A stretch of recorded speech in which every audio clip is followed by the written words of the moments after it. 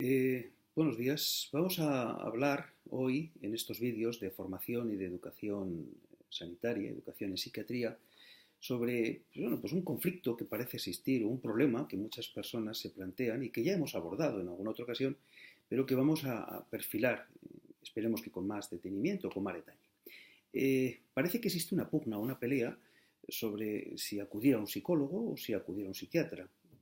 Ya, insisto, en otro de nuestros vídeos hemos dado respuesta a esa cuestión. Eh, y hoy quiero insistir en digamos, la complementariedad que existen o que existe entre los tratamientos farmacológicos que empleamos los médicos psiquiatras y los tratamientos llamados psicoterapéuticos que emplean los psicólogos. Fundamentalmente. Bien, ¿qué pasa con la farmacoterapia? ¿Qué pasa con la psicoterapia? ¿Son dos técnicas antagónicas? ¿Se trata de utilizar una y no la otra? ¿Hay que utilizarlas escalonadamente? ¿Hay que utilizar un complemento de ambas? ¿Cuáles son los fundamentos de las acciones que mejoran en los psicofármacos y cuáles son los fundamentos que mejoran a través de la psicoterapia? Miren, dar respuesta a todas estas preguntas, primero sería muy prolongado. En segundo lugar, no tengo la respuesta absoluta y completa porque todavía la ciencia médica, en fin, a la que pertenezco, tiene lagunas que hay que reconocer con la suficiente humildad, pero también con la suficiente claridad.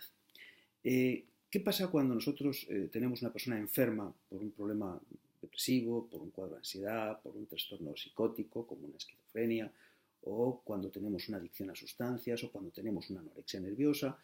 Esencialmente lo que se está produciendo es una serie de alteraciones neuroquímicas, endocrinas, metabólicas, que hacen que esa persona modifique su conducta.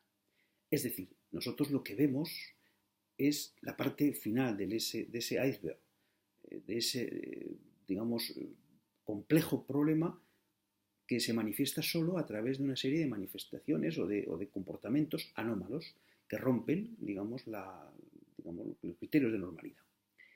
Vemos una persona que deja de comer, una persona que, en fin, tiene ideas extrañas, vemos a una persona triste sin ninguna razón, vemos a una persona que está profundamente angustiada sin que exista una causa que nos explique ese estado de enorme pánico que está presentando. Vemos a una persona que tiene unas dependencias, unas adicciones tiránicas que le arrastran a unas conductas que sabe que son destructivas pero que no las controla, no puede, está inerme ante ellas. Pero cuando nosotros vemos eso, lo que estamos viendo es la parte final del problema.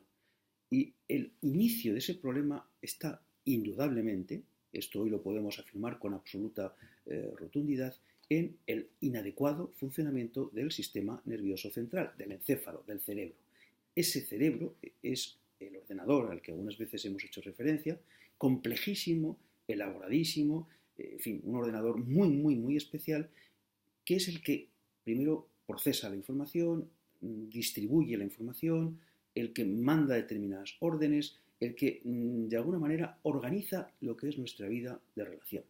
Bien, pues ahí en ese cerebro lo que hay son una serie de estructuras, de sistemas, de circuitos compuestos por unas unidades que llamamos neuronas y por una serie de, digamos, de cablecitos o de conductos que son los axones y las dendritas, a través de las cuales esas células nerviosas transmiten información, reciben información, mandan órdenes tanto de tipo motor, sensitivo, como también mandan y reciben información de tipo pensamientos, de tipo sensoperceptivo, en fin, toda nuestra vida está ahí condicionada, está localizada y de alguna manera dirigida y controlada.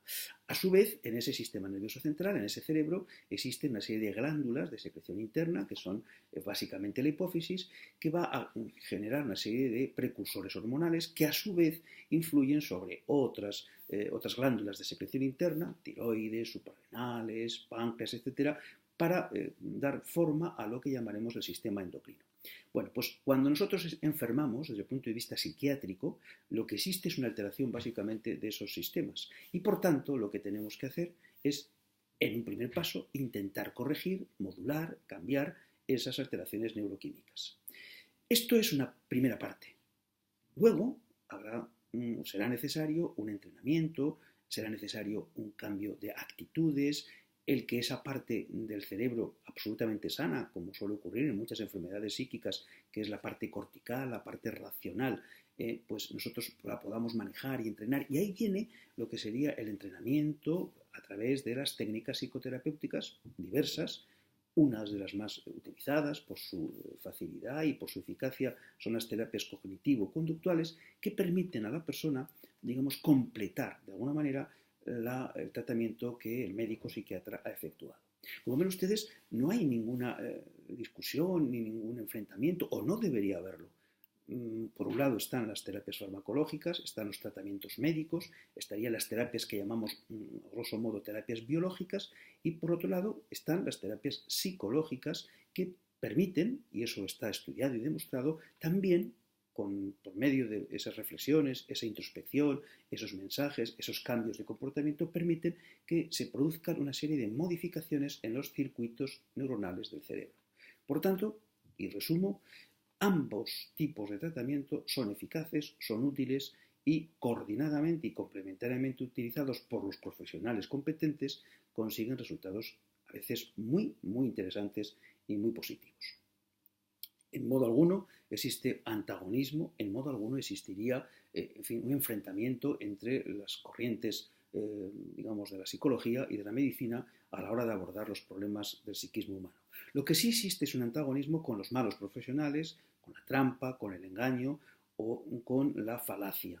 Hay muchas personas que, utilizando pretendidas técnicas psicológicas, que evidentemente pues, no se someten al control empírico ni tienen ningún control desde el punto de vista social, pues se lanzan a unos tratamientos cuya utilidad es muy cuestionable, cuya eficacia en modo alguno está demostrada y que incluso en algunos casos llegan a impedir que la persona afecta de una enfermedad mental importante pues reciba el tratamiento médico adecuado. Frente a esos, evidentemente, estamos en contra, pero estamos los psiquiatras, están los psicólogos profesionales y está cualquier persona que tenga un poquito de sentido común. Vamos a ser, por tanto, coherentes, vamos a no despreciar ninguna técnica o terapia que sea capaz de mejorar la calidad de vida de las personas, y no se trata de ocupar parcelas de poder, sino de que todos, trabajando en la misma dirección, consigamos, pues, en algunos casos, curar, en otros aliviar y siempre consolar, que son características inherentes a nuestra profesión como profesionales de la salud.